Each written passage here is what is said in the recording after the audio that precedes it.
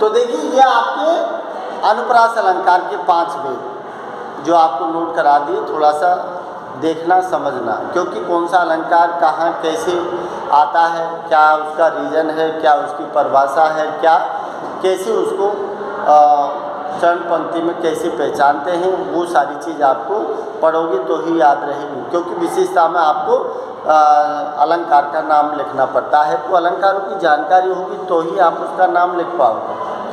अब देखिए अनुप्रास के बाद दूसरा कौन सा था? है यमक। यमक अलंकार। तो यमक अलंकार में क्या है?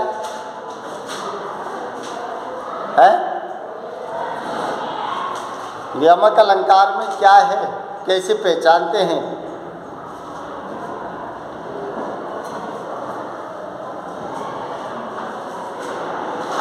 पहले पढ़े होंगे आपने सीनियर में, हैं? नहीं पढ़े? देखिए यमक अलंकार जो है, इसका मतलब है कि इसमें आपको पहले क्या आया था? अनुप्रास में क्या आया था? वर्ण। समझ रहे हो? यहाँ आपको क्या आएगा? शब्द। यहाँ आपको क्या होगा? शब्द की आवृत्ति होगी। शब्द की आवृत्ति होगी यहाँ पर। यमक कहाँ होता है? जब किसी उक्ति या कथन में, या कहीं कि किसी पद में, या कहीं किसी चरण में, बात वही है। उसको उक्ति बोलो, कथन बोलो, चरण बोलो, पाद बोलो, नहीं क्या, बात वही है। तो इसका मतलब है कि जब कहीं कोई शब्द, क्या है कि जब कहीं कोई शब्द एक से क्या है? अधिक बार आए, और अब अधिक बार का मतलब है कि एक से अधिक बार, वो 2 बार भी आ सकता है, 3 बार भी आ सकता है, 4 बार भी आ सकता है, लेकिन जितनी बार भी आएगा अर्थ उतने ही भिन्न होगा, अलग होगा। तो इसका मतलब कि जब कोई शब्द एक से अधिक बार आए और उसका अर्थ क्या है? प्रत्येक बार क्या हो? भिन्न हो, वह क्या होता है? यमक अलंकार होता है। समझ रहे हो? कोई भी शब्द एक से अधिक बार आएगा, 1 बार, 2 बार, 3 बार, समझ लो, लेकिन जितनी बार भी आएगा उसका अर्थ उतनी ही बार भिन्न होगा, अर्थात अलग अलग होगा। शब्द एक ही होगा लेकिन अर्थ उसका अलग अलग होगा, वो यमक अलंकार होता है। अब देखिए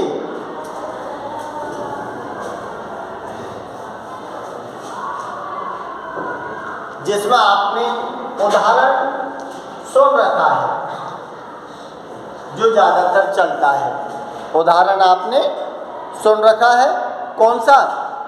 कि जिसमें क्या दिया है? बिहारी का है दोहा, जो आपने सुन रखा है, जिसको अपन क्या बोलते हैं? कनक। ते 100 गुना क्या है? मादकता अधिकार क्या दिया है? या खाए बोराय जग, या पाए बोराय। इसका मतलब कि यहाँ शब्द सेम आया है, कनक, लेकिन एक से अधिक बार आया है, 2 बार आया है, और दोनों ही बार आए हुए कनक शब्द का दोनों ही बार अलग अलग अर्थ लिया है। तो ये क्या है एक कनक का मतलब तो क्या हो गया? धतूरा। और एक कनक का मतलब क्या हो गया? सोना। सोना। अब कनक कनक के 100 गुनी कि एक दूसरे कनक से 100 गुना अधिक नशा करता है। क्या दिया है? 100 गुना मादकता। मादकता मीन्स नशा। मादकता मीन्स क्या करता है? नशा। अधिक है मतलब अधिक। इसका मतलब या खाए वो राय। अगर इस धतूरे को खा जाता है कोई आदमी तो इतना नशा करता है ये बोराय। बोराय मीन्स होता है पागल। पागल कर देता है। और या पाए बोराय, और किसी को अगर सोना मिल जाता है तो भी वो क्या कर देता है? पागल कर देता है। समझ लो? तो शब्द एक ही है, कनक कनक, लेकिन दोनों ही बार उसका अर्थ भिन्न है। तो शब्द एक ही हो लेकिन एक से अधिक बार आए और प्रत्येक बार उसका अर्थ भिन्न निकले तो वहाँ क्या होता है? यमक अलंकार होता है। एक उदाहरण आपको मैंने आपने पढ़ा था ना, जो किसका था? भूषण। भूषण जिसमें किसका? राजा शिवाजी का शौर्य वीरता पराक्रम युद्ध की वीरता दिखाई थी। उसमें जब मुगल वंश के शासक हैं उनके पीछे जब दौड़ा है, उनके साथ में उनकी रानी भी घर से बाहर निकल जाती हैं, जिनको खाने के लिए कुछ नहीं मिलता है। वो पढ़ाया था मैंने आपको, याद हो तो उसमें आया था एक चीज़ जिसमें लिखा था कि 3 बेर खाती थी वो। 3 बेर खाती हैं। 3 बेर खाती हैं और 3 बेर खाती थी। तो यहाँ भी 3 बेर खाती, यहाँ भी 3 बेर, ये 3 बेर और ये 3 बेर। शब्द एक ही है लेकिन दोनों का अलग अलग अर्थ है। जिसमें क्या दिया है? 3 बेर। ये 3 बेर का मतलब है दिन के 3 समय। दिन के 3 समय। बेर माने समय से लिया है यहाँ। इसका मतलब सुबह और क्या है? दोपहर और शाम। ये दिन के 3 टाइम का संकेत है 3 बेर। और यहाँ 3 बेर का मतलब है जो खाने वाले बेर हैं। खाने वाले जो बेर है ना, बस वही मिलते हैं उनको खाने के लिए, और कुछ नहीं मिलता है। अब भूखी मर रही हैं। तो शब्द वही स्थिति है ऊपर जो यहाँ थी कि वही अलग अलग शब्द है, और यहाँ भी 3 बेर का, यहाँ भी 3 बेर का अलग अलग अर्थ है। समझ रहे? अब देखिए एक उदाहरण आपने सुन रखा है, लेकिन ज़्यादातर आगे कंपटीशन भी करोगे ना तो ये ज़्यादातर आते हैं। एक आपने सुन रखा है कि क्या लिखा है कि सजना है मुझे, सजना के लिए। अब शब्द क्या है? ये भी सजना है और ये भी सजना है। समझ लो? हंसने की बात नहीं है, ये समझने की बात है, हंसने की नहीं है। भाई अपन कोई मन से या ऐसी बात तो मिला नहीं रहे। जो उदाहरण हैं जो चलते हैं साहित्य में उन चीज़ों को अपन बात कर रहे हैं। तो ये क्या दिया है कि सजना है मुझे सजना के लिए।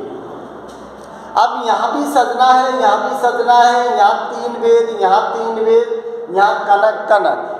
तो शब्द एक से अधिक बार आता है, अर्थ प्रत्येक बार भिन्न होता है। तो यहाँ सजना है मुझे सजना के लिए, इसका मतलब कि एक सजना का मतलब तो क्या हो गया?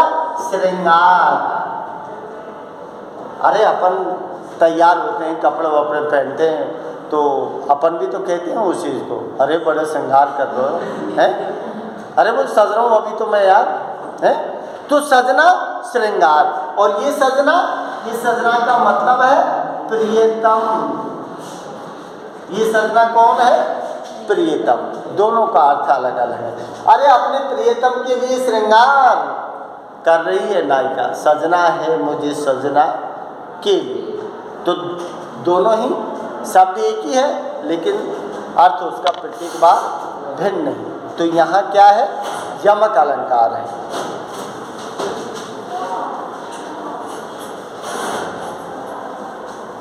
इसके बाद कौन सा है?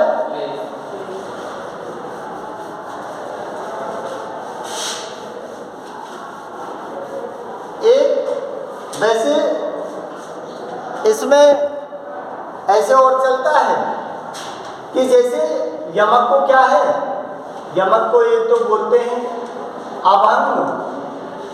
इसके जब भेद आते हैं ना, यमक के भेद, तो यमक के भेद में क्या है? अभंग यमक, और एक होता है सबंग यमक। ये दो प्रकार का होता है। इसका मतलब सबंग में क्या होता है कि जो शब्द होते हैं ना, उस शब्द के क्या है? टुकड़े नहीं होते, टुकड़े नहीं होते हैं। ये प्रकार है इनके। सबंग में टुकड़े नहीं होते, सब जैसे है कनक कनक। अगर कनक कनक का तुम टुकड़े करोगे तो नहीं होगा। इसमें क्या होता है? अभंग। अभंग का मतलब होता है सब के टुकड़े। सबंग जो है ना भाई, ये उल्टा हो गया। ये भेद दिए हैं अभंग और सबंग। अभंग का मतलब है कि जहाँ टुकड़े नहीं होते हैं, और जिसमें यमक वाला जो उदाहरण है आपका कौन सा, कि कनक कनक कनक कनक, ये जो उदाहरण है ना, ये अभंग का ही है। और सबंग का मतलब है कि जहाँ क्या होता है, जहाँ शब्द के क्या हो जाते हैं? टुकड़े हो जाते हैं, टुकड़े हो जाते हैं। अब देखिए कैसे हो जाते हैं। दो प्रकार का है, अभंग और सबंग। तो कैसे हो जाते हैं? जैसे आपने दोहा पढ़ा होगा कि माला फेरत, माला फेरत, माला फेरत जग भया। जुग है, माला फेरत जुग भया, गया गया ने मन का फेर क्या दिया है कि कर का मन का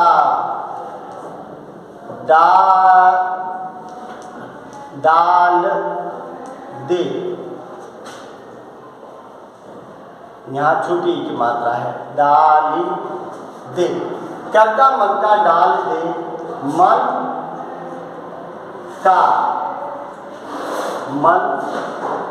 का हे। ये भी श्लेष का ही उदाहरण है, ये यमक का उदाहरण है। क्यों है उदाहरण? देखिए कि यहाँ मन का एक साथ है, यहाँ मन का एक साथ है, और यहाँ भी मन का एक साथ है, लेकिन यहाँ मन और का दोनों अलग अलग कर दिए हैं। यहाँ दोनों क्या कर दिए? अलग अलग कर दिए, इसीलिए क्या है? सबंग। अब देखिए माला फेरा जुग भया, इसका मतलब है कि माला फेरते फेरते बहुत समय हो गया, गया ना मन का फेर। लेकिन मन के अंदर का जो फेर है ना, मोह माया स्वार्थ लोभ, ये नहीं गया है मन से। इसलिए क्या लिया है? कर का मन का, कर माने हाथ, हाथ में जो माला है, जो मन का, ये मन का मीन्स क्या है? मणिया। मणिया क्या होते हैं? जो मणिया होते हैं मोती, जो माला में होते हैं ना, मणिया मोती। डाल दे कि हाथ की जो माला है ना, उसको डाल दे, कोई फायदा नहीं है, क्योंकि मन का फेर नहीं गया। तुझे बहुत समय हो गया माला फेरते फेरते, अब किसको भजना है? मन का, अर्थात क्या है? चित्त का। मन माने चित्त का जो मनिया है, ये मनिया, चित्त का जो मनिया है ना, उसको भजना है, तो फिर तुझे ज्ञान हो जाएगा। तो क्या दिया है? तो ये क्या है? ये भी यमक का ही उदाहरण है, ये भी यमक का ही उदाहरण है। और जो दिया है, अब देखिए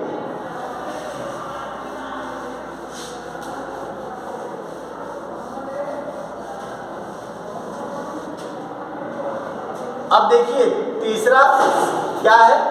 सिलेस। सिलेस, सिलेस का दिया है। और सिलेस का जो शाब्दिक अर्थ है सिलेस का, इसमें क्या होता है कि शब्द कितनी बार आएगा? एक बार। इसमें शब्द एक बार आएगा। उसी शब्द में, इसी शब्द में क्या होता है कि कई अर्थ क्या होते हैं? चिपके हुए। कई अर्थ चिपके हुए होते हैं। शब्द तो एक होगा, लेकिन उसी शब्द में कई अर्थ चिपके हुए होते हैं, जिनका क्या है? होते हैं, जिनका क्या होता है? प्रत्येक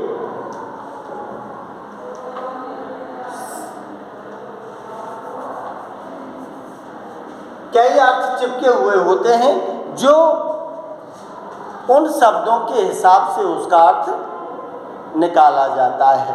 जैसे आपको उदाहरण आपने पढ़ रखा है, सुन रखा है, रहीम जी का दोहा, जिसमें क्या दिया था कि रहीमन पानी राखी, बिन पानी सब सून।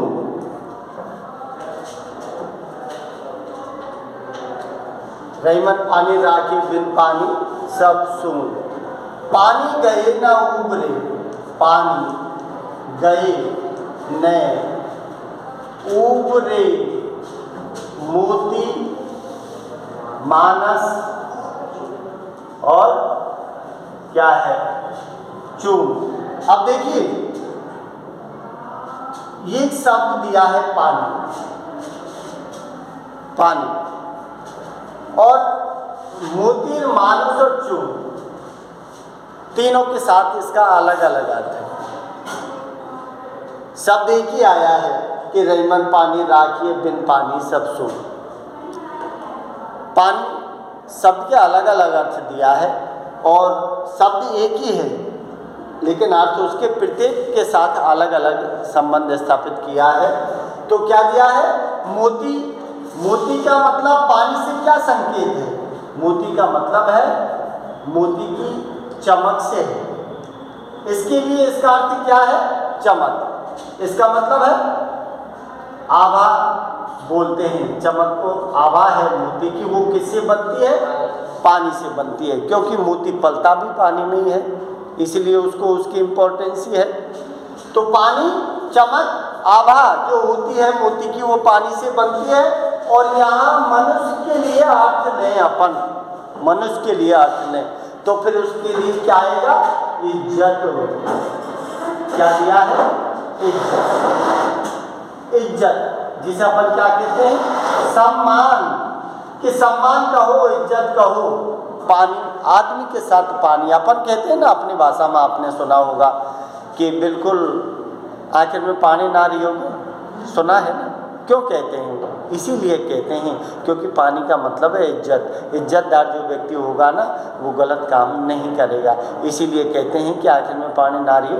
पानी का मतलब है शर्म, और शर्म जहाँ होगी वहाँ क्या होगी? इज्जत, सम्मान वाली बात होती है। समझ लो आप। और यहाँ चून, ये जो चून है, चाहे अपने चून से लो, जो अपन रोटी बनाते हैं, तो पानी के बगैर क्या आटा लगा लिया जाएगा? नहीं। तो बस उसके अर्थ में पानी का प्रयोग है। दूसरे शब्द लो, चून का मतलब होता है चूना। चूना अब नहीं चलता, अब तो सीमेंट चल रहा है। पहले चूना गटर में पिसता था, जिसको चूना बोलते थे, तो उस चूने में पानी मिलाते ही वो खिल जाता था, तो उसके लिए पानी का अर्थ है। उसके लिए क्या है, पानी का अर्थ है। तो शब्द एक ही है, लेकिन उस शब्द का प्रत्येक बार अलग अलग अर्थ है। जहाँ इस तरह की बात हो वहाँ क्या होता है, श्लेष अलंकार होता है। अब देखिए दूसरा उदाहरण दिया है, सुवर्ण को क्या दिया है, ढूंढत फिरे कवि कामी, कवि कामी और चोर। यहाँ भी तीन है, कामी कवि चोर। और शब्द क्या है,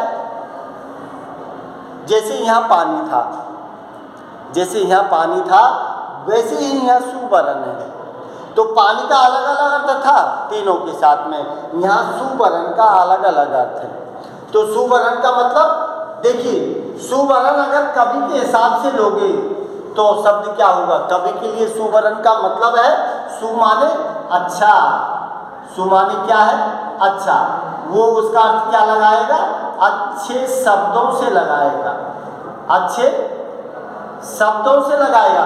भाई कवि सु माने अच्छा, वर्ण माने शब्द, वर्ण बोलते हैं ना अपन, वर्ण अक्षर, वो शब्द।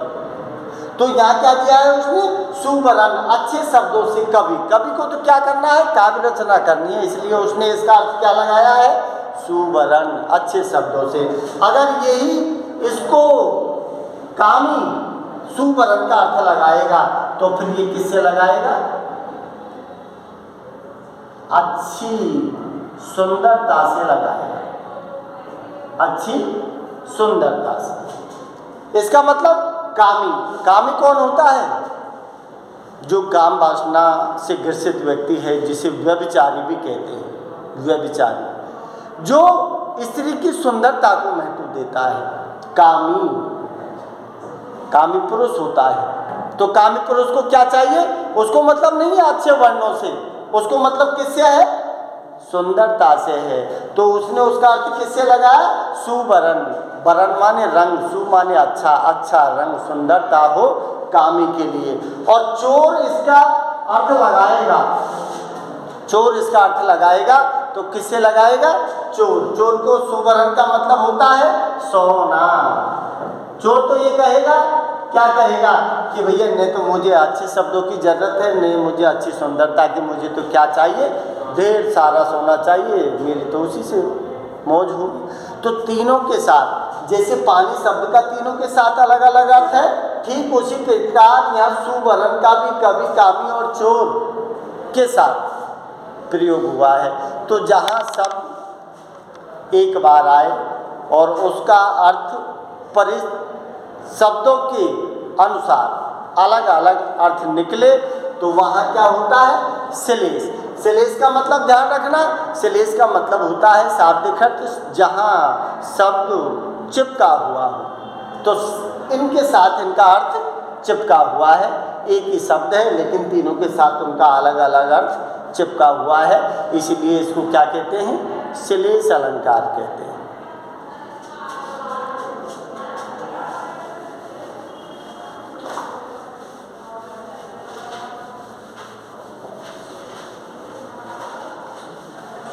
अब देखिए अब कौन सा है,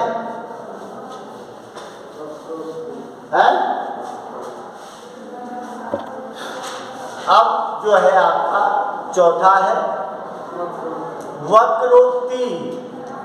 वक्रोक्ति इसका मतलब क्या बना है, वक्र प्लस उक्ति, वक्रोक्ति।